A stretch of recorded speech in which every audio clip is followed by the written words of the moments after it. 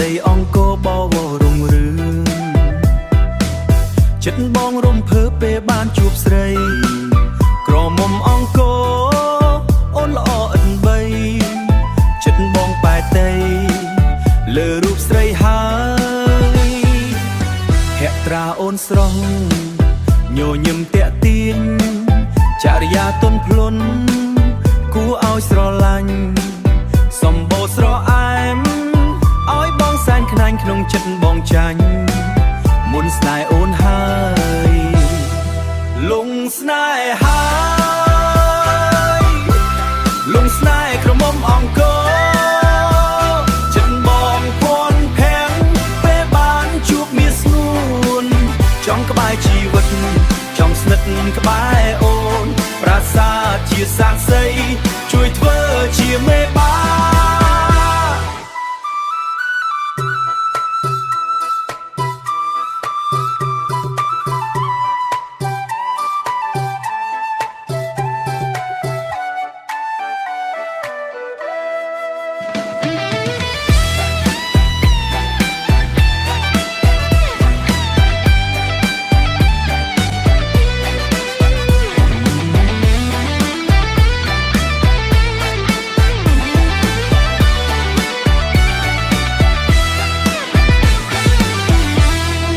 លងស្នេហាលងស្នេហ៍ក្រមុំអង្គរចិត្តបងពាន់ភាំង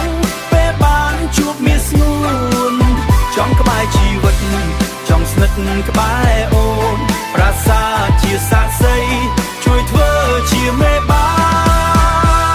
ទោះបីជាបងមកពីឆ្ងាយក្តី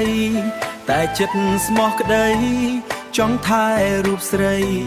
សន្យាមុខប្រាសាទច្បាស់ក្នុងហឫទ័យថាបងស្រឡាញ់តែស្រីក្រមុំអង្គរ